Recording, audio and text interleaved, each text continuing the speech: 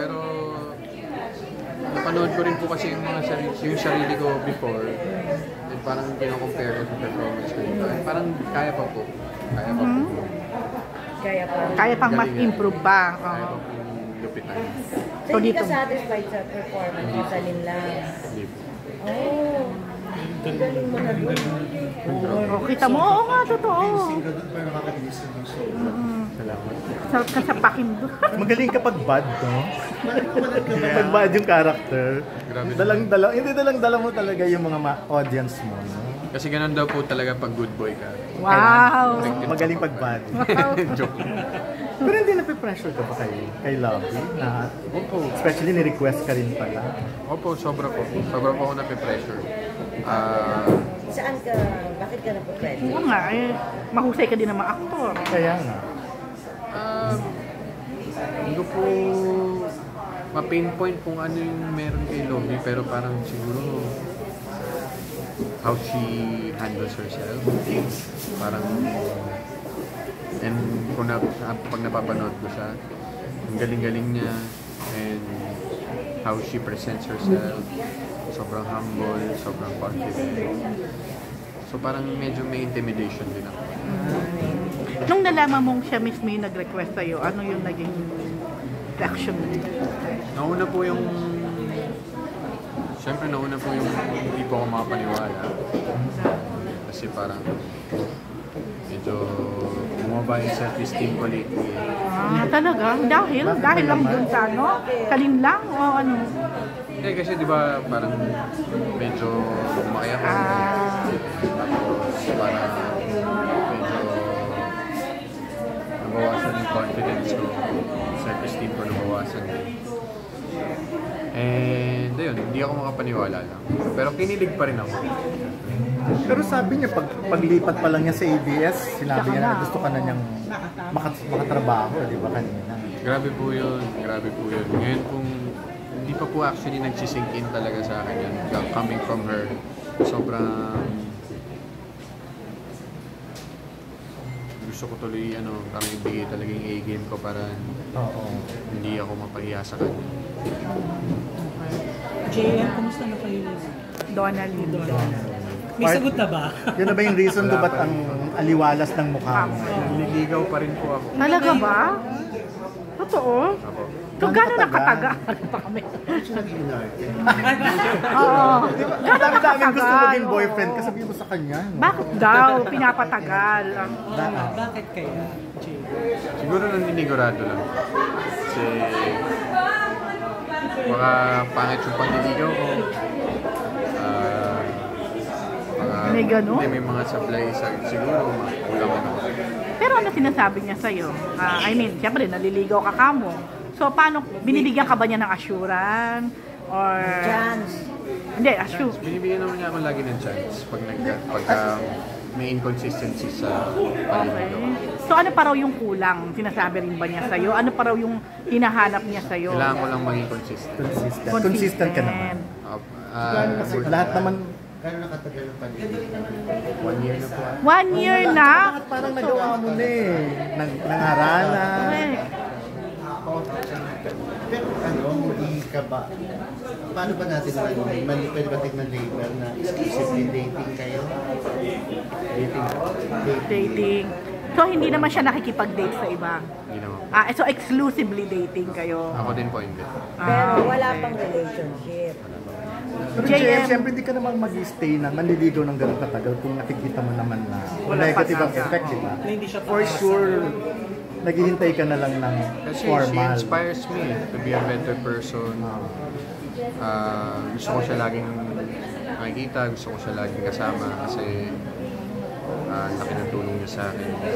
Ano nagustuhan mo sa kanya? Bukod doon, very strong, independent, very loving sa pamilya niya, sa trabaho niya. Ayun, parang napaka-pure niya. Tingin mo ano yung nabibigay niya sa'yo? I mean, paano ka din niya namomotivate? Ano yung positive na nabibigay niya sa'yo? Ano siya very prangka. Pag may nakikita siyang mali sa akin o kailangan kong ayusin, Sinasabi niya. sasabihin niya yun straight up. Mas gusto mo yung ganon. Opo, na hindi ako pinaplastikan. Paano lang, JM, kung dumating ang araw na after 1 year na sabi mo nililigawan mo siya, tapos biglang ang answer niya sa'yo ay cannot be o hindi. Hindi ko ako papayag. Anong gagawin mo pag ganon? Niligaw ko pa rin siya. Hindi ka papayag. Sure Pupush ball mo yun. pa rin, ganon. Pero talaga bang matyaga sa mga nagugustuhan? Opo naman. O ito ang pinakamatagal mo niligawan, would you say? Ito po yan. Mamukha mo. Ang malaking nagawa niya sa'yo sa bago mo, Weight loss ko, sa buhay ko, sa mental health ko. Kaya empowering siya. so yung nag-i-inspire siya. Sabi mo consistency yung hinahanap niya sa'yo. Saang part yun ng panliligaw mo, yung kakulangan mo ng consistency? Yung pagtawag, laging magte-text, mga simpleng bagay lang, how I treat her. Pero parang Kasi kanya na tagal rin. ko na rin hindi nagkaroon ng jowa eh. So hindi na ako sanay. Ilan taong ka na bang walang jowa? 6 years yata. Oh, tagal na nga. So, Ha? alam nyo naman yung nangyari. Ano? 6 years lang pala eh. Tagal na po. Matagal. Oo, tagal na nga. Alam nyo naman yung nangyari sa buhay ko. Hindi pa po ako Pero mag-ano. Ang huli ba si ano? Magkamali ako. si B, Barbie? Si Barbie, ang huli. Si, ano po, Jessie. Si Jessie. Parang mas... Teka muna sa una si Jessie kaysa kay Barbie, di ba? Opo. naku nakalimutan. Ano ka? Binubura mo na ba sa memory mo si Barbie? Hindi po. Wala siya. Or hindi naman hindi. naging formal? May Hindi issue talaga kasi yun naging... ang parang hindi. Oo, ganon. Hindi naging kayo. Ang gusto ko kasi nung ano eh, nangyari na. Kay Barbie. Kumbaga parang hindi siya na-labelan, would you say? O baka magalit siya pag sinabi ko namang Walang label. Pag sinabi ko namang naging kami. Oo nga naman. So parang hindi lang malinaw, parang ganon. Sinabi ko. Naging sila? Yun naman pala eh. Okay. Pero off the record. Merong naging official. Pero off the record. Pero ito na nasabi na. Namin na. So si Barbie ang huli.